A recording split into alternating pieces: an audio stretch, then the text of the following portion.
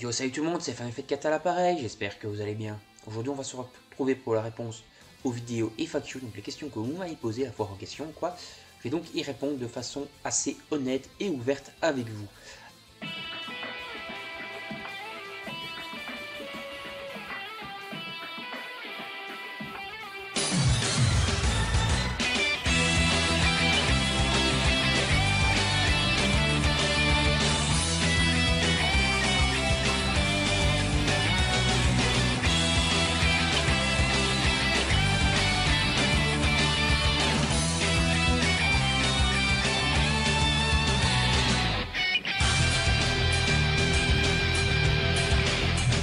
Alors, faut savoir que c'est déjà la troisième fois que j'essaie de faire cette vidéo, ça va pas de déconner et ça commence à me lourder. Merci à tous pour vos questions, merci à tous d'être toujours présents sur la chaîne, ça fait toujours extraordinairement plaisir.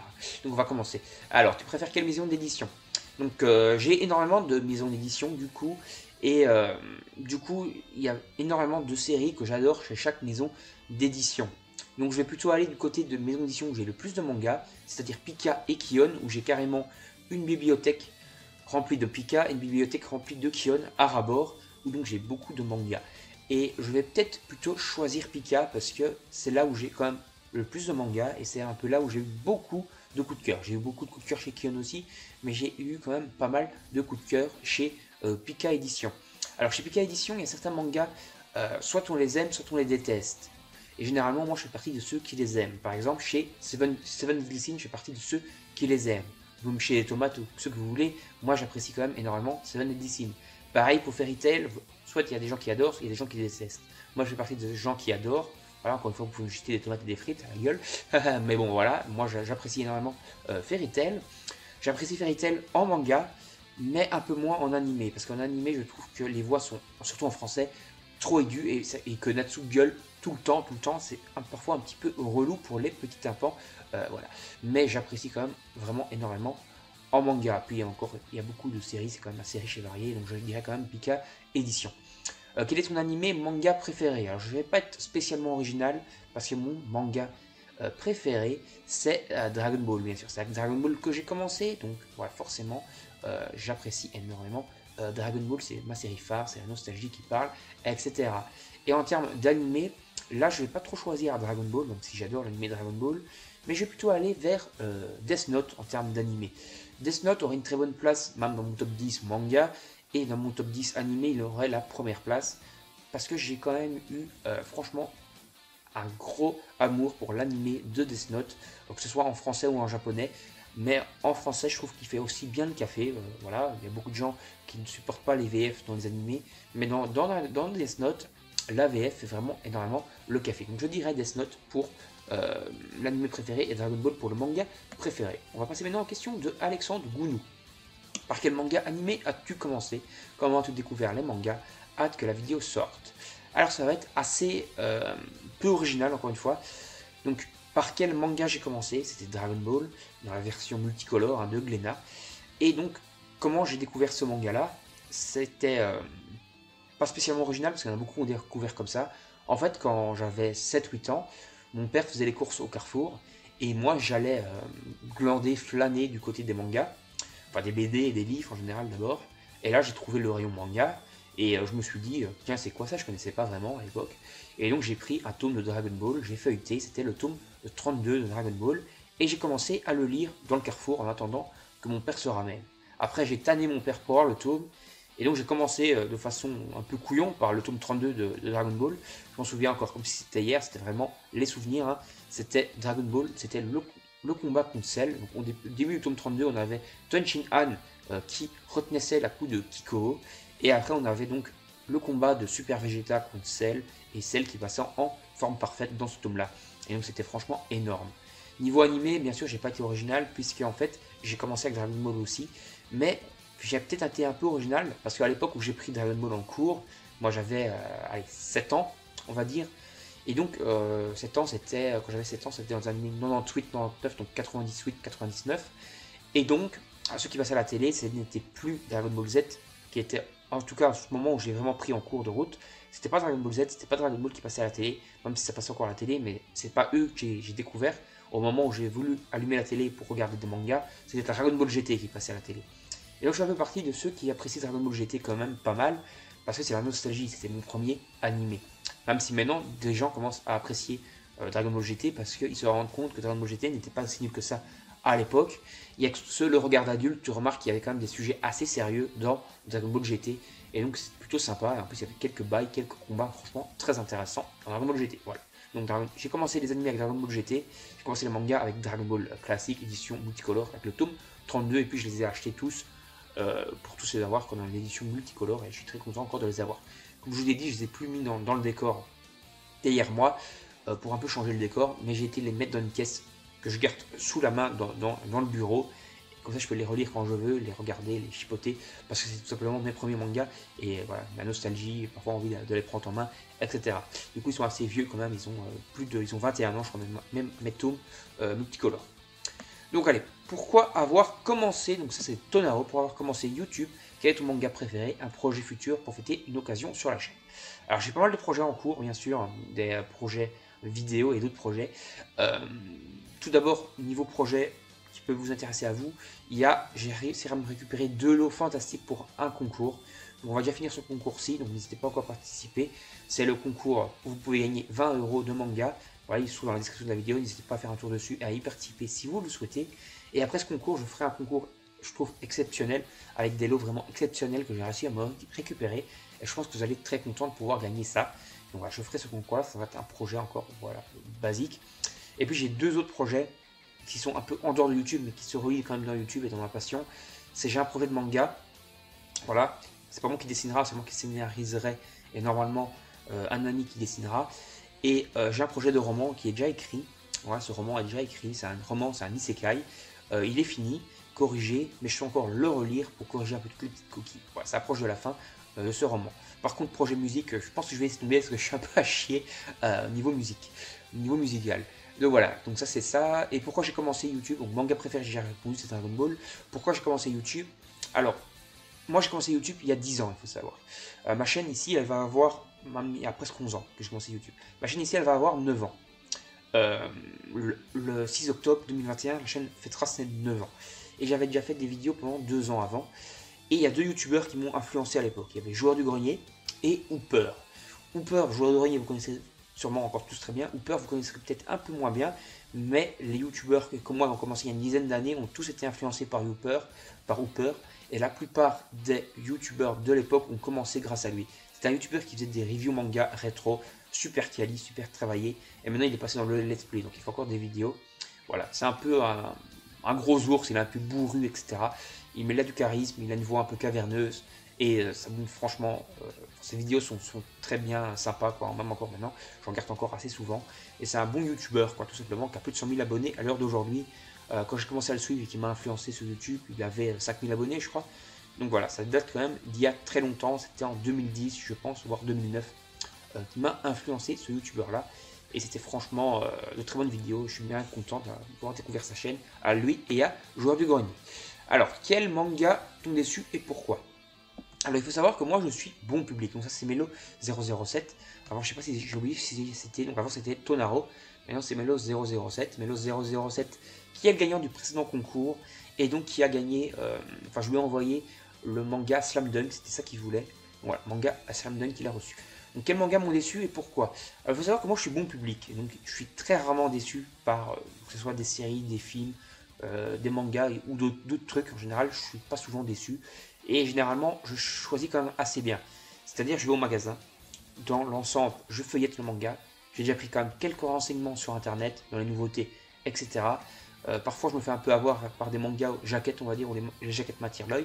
Mais généralement, j'ai déjà un peu mon idée en tête. Même si j'achète énormément de mangas, j'ai souvent mon idée en tête. Et donc, j'achète des trucs que je veux. Donc, je suis rarement déçu comme ça. De deux, il y a peut-être des mangas qui m'ont déçu au début et qui après j'adore. Par exemple, Demon Slayer, quand j'avais fait ma vidéo Je découvre enfin Demon Slayer, j'avais été légèrement déçu par le début de Demon Slayer, j'avais pas compris la hype. Maintenant, j'adore, je trouve que c'est le feu, c'est le sang. Pareil pour Shai, les 2 premiers tomes, j'avais eu du mal à rentrer dedans, et après, maintenant, j'adore, je trouve que c'est vraiment le feu. Voilà, donc, c'est peut-être ces 2 mangas-là qui m'ont déçu, parce que je ne suis pas rentré dedans dès le début. Mais sinon, enfin ça m'a déçu parce qu'il y avait tout un fond. Hein. Ça c'est un peu le principe des mangas où il y a toute la hype autour. Tu t'attends toujours à plus et donc tu es un peu déçu au début. Après tu rentres dedans, mais voilà, au début tu es un peu déçu. Quoi. Mais bon, c'est des mangas excellents. Donc voilà, il n'y a pas vraiment de mangas qui m'ont déçu au final sur le long terme. Parce que comme je vous l'ai dit, je suis bon public. Peut-être le manga de Devil Relic de Maître Gims. J'avais apprécié ma première lecture, mais en étant objectif, c'est vraiment une grosse merde. Donc voilà. Et puis je trouverai peut-être en fouillant une fois dans mes vidéos des mangas qui sont un peu merdiques, que je pourrais peut-être faire une vidéo, top 5 des mangas qui m'ont déçu, un truc comme ça. Peut-être, mais il faudra vraiment que je prenne beaucoup de recul par rapport à ça, parce que comme je vous l'ai dit, moi, je suis de mon public, quoi, tout simplement. Alors on va faire une micro-coupure pour éviter que la vidéo bug encore. Donc allez, on continue, donc on va passer aux questions de Sacha Hippolito. Alors salut cher compatriote belge, donc voilà, salut à toi compatriote, donc voilà, un belge. C'est le sang. Donc, avec tous les mangas que tu as lus, ça t'a jamais venu à l'idée d'en créer un? Bah, je viens de... Si oui, quel style de manga est-ce que tu créerais? Merci d'avance pour ta réponse. Alors, oui, c'est un projet de créer un manga. Je vais pas trop encore en parler ici, mais j'ai pas mal d'idées, pas mal de trucs. euh, un peu à tous les râteliers, on va dire. On va voir ce que j'ai pas mal d'idées qui sont dans ma tête. On va voir ce qui sera le plus facile, entre guillemets, à mettre en dessin par mon pote qui va m'aider sur les dessins. Mais je pensais faire des trucs fantasy, des isekai, des thrillers. Enfin, j'ai pas mal d'idées qui germent dans ma tête. Depuis que je suis gosse, j'ai toujours eu énormément d'imagination. Donc voilà. Et comme je vous l'ai dit, j'ai déjà écrit un roman qui est un isekai. Donc voilà, c'est peut-être un domaine où je rentrais peut-être plus facilement dedans.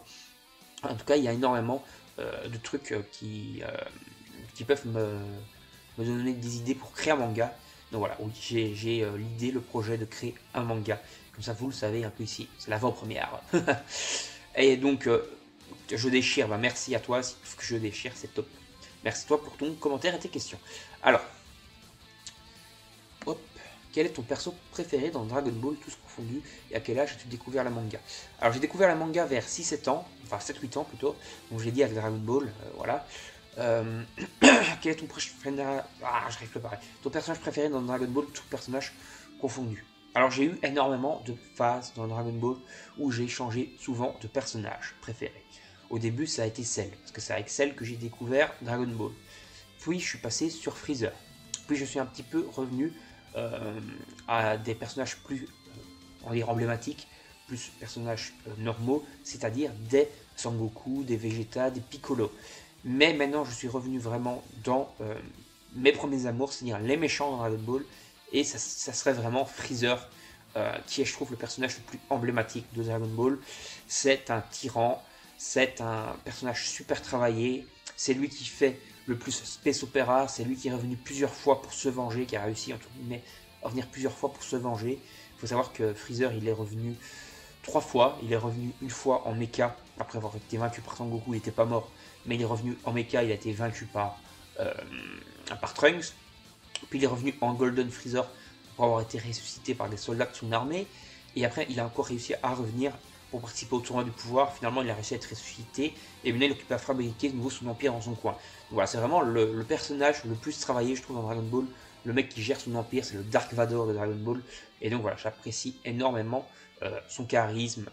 Voilà, c'est un gros bâtard, c'est un psychopathe, mais il a quand même du charisme. Quoi. Et donc je dirais Freezer. Et donc j'ai découvert les mangas vers 7-8 ans. Donc merci pour tes questions, Audrey Gameuse. Je pense pas que j'avais cité ton pseudo.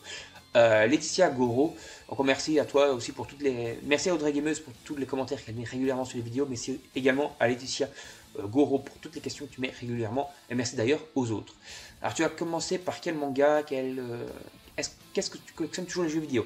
Alors j'ai commencé par quel manga, comme je l'ai dit, c'est Dragon Ball, bien sûr, c'est la vie, Dragon Ball. Et est-ce que je collectionne encore les jeux vidéo?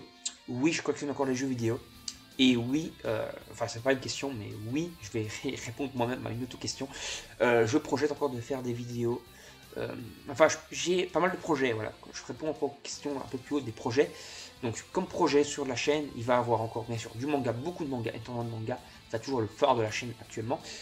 Mais je pense commencer à vous présenter un peu un room tour de toutes mes collections geek, parce que j'ai énormément de collections geek. Donc je vais vous montrer un peu toutes les collections qui sont disponibles dans mon appartement. Quoi. Il y a énormément de trucs collections, des animés, des mangas, des romans, des films, des séries, vraiment énormément de choses, des figurines, et vraiment énormément de choses à vous présenter. Donc je vous ferai un room tour où je vous présenterai tout ça. Il faut savoir qu'au moment où je tourne cette vidéo, on est le 2 juillet, ça fait 2 semaines que vous avez posé vos questions.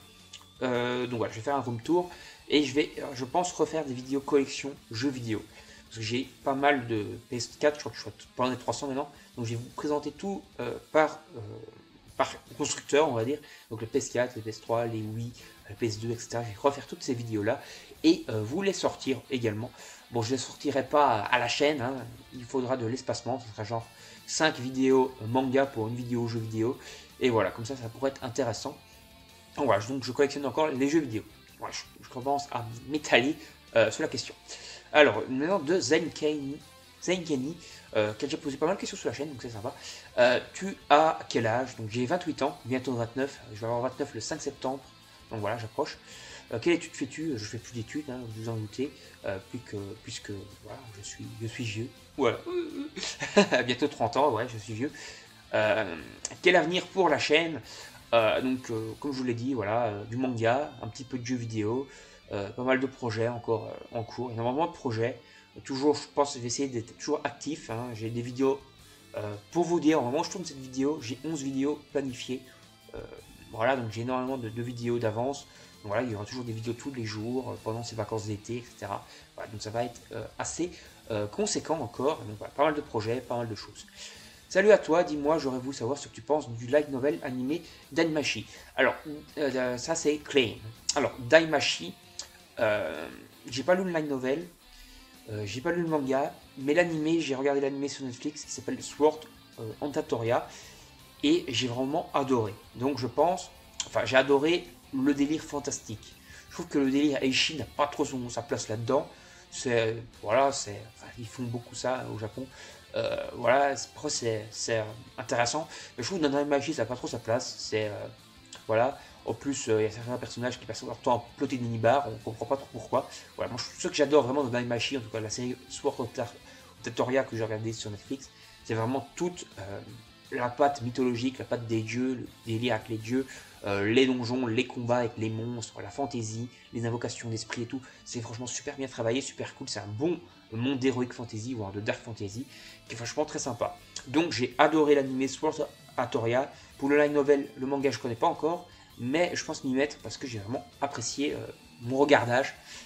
Ça ne veut rien dire du tout. J'ai vraiment apprécié mon visionnage quoi, de l'anime sur Netflix. Il n'y a qu'une saison, j'espère qu'ils vont faire à la suite. Et je crois que Daimachi Sword Art Toria commence à sortir en manga. Et c'est un spin-off du coup de Daimachi Familias, la légende des Familias. Du coup, je pense que je vais peut-être me procurer Just Sword Art Toria parce que j'ai apprécié. Et après, peut-être me prendre les autres séries, la série principale et les autres séries secondaires. Alors, quel est ton auteur préféré? Encore une question de Melo007. Alors, Melo007, mon auteur préféré. J'ai énormément d'auteurs préférés. Que ce soit du Miura, donc l'auteur de Berserk, parce que ses dessins, c'est des dingueries pour les yeux, c'est des... voilà, ça vient me taper une orgie dans les yeux, c'est vraiment magnifique. Mais je dirais niveau construction et niveau scénario, je vais pas être original, mais je vais dire Naoki Urasawa. Donc Naoki Urasawa, c'est donc un auteur de manga qui est vintage, hein. Ces mangas sont assez vieux, ils sortent encore maintenant. Enfin, on a des deluxe de ses anciennes œuvres, mais ils sortent encore des mangas maintenant. Et je trouve que tous ces mangas ont des dessins, bon, vintage, mais bien travaillé, mais surtout le scénario, c'est des dingueries. 20th Century Boy, je suis occupé à me relire la série en deluxe. J'ai relu le tome 1, et donc ça me revient tout dans la gueule, parce que c'est vraiment... c'est super construction quoi, scénaristique, c'est des thrillers super bons, il a plein de mélanges de genres en plus. Naoki Urasawa, il va y avoir des trucs de la fantasy, il va y avoir des mangas sportifs, il va y avoir des mangas super thrillers, science-fiction, et franchement de tout. Et Naoki Urasawa fait toujours des scénarios vraiment magnifiques. Si vous ne connaissez pas Naoki Urasawa, n'hésitez pas à vous procurer ses œuvres, que ce soit Monster, 20th Century Boy, comment il s'appelle encore ce manga? Plutôt un manga où j'ai pas beaucoup de tomes, c'est, je ne sais plus sur le nom, c'est la chauve-souris là, Billy Bat. Bon, ça il faut que je continue la série, donc je peux pas vraiment vous la conseiller parce que j'ai pas encore lu, mais Yawara, voilà, manga de judo excellent, super bien travaillé, on s'attache toujours à ces personnages, toujours charismatiques, c'est vraiment excellent. Voilà. N'hésitez pas, foncez sur le Naoki Urasawa. Alors Thomas, janvier. Salut, tu ne lis que des mangas ou tu lis aussi des romans BD? Alors, je lis des romans, soit des romans light novel, c'est-à-dire des romans basés sur des mangas, mais je lis aussi des romans, même si j'ai plus trop lu de romans pour l'instant, j'ai lu énormément de romans, j'ai lu la totalité des Harry Potter par exemple, donc les 7 tomes, donc le tome 5, non le tome 8, je l'ai en Gallimard édition, donc c'est grand, ça fait presque 900 pages, donc je pense qu'il sera en pocket, il ferait 1100 pages, mais j'ai lu le tome 5, donc l'Ordre du Phénix, en pocket, qui fait 1050 pages, voilà, c'est énorme, et donc j'ai lu ça, j'ai aussi lu les Eragon, c'est vraiment des excellents mangas d'Heroic Fantasy, j'ai lu les Chevaliers d'Émeraude, pour ceux qui connaissent, c'est excellent aussi, et puis j'ai pas mal de mangas, de romans, surtout de l'Heroic Fantasy, je suis très fan des romans de fantasy, donc j'ai lu des romans méconnus, La Symphonie des siècles, qu'est-ce que j'ai encore lu d'autre en roman, j'ai lu Les Royaumes éphémères. Donc Les Royaumes éphémères, ça c'est par un petit auteur belge qui fait des dédicaces souvent et tout. C'est très sympa, Les Royaumes éphémères. Je vous invite à découvrir, c'est un isekai. Qu'est-ce que j'ai encore lu? Fitani, c'est un peu un roman à la. C'est en 3 tomes, c'est un roman un peu à la Monde de Narnia. C'est fait par une petite autrice française, voilà, qui a fait ça en 3 tomes. Voilà, c'est chez Rebelle Édition si vous cherchez. Qu'est-ce que j'ai encore lu d'autre? Il y a énormément de mangas, de romans. C'est plus à ma copine ça, mais je vais les lire. C'est le Maxime Chatham. C'est un auteur de thriller français, mais c'est excellent. J'ai les romans du Labyrinthe, basés sur ceux qui ont créé les films de Labyrinthe. J'ai lu les romans Hunger Games qui sont sympas. C'est une battle royale, quoi. Même si le film est très fidèle au roman.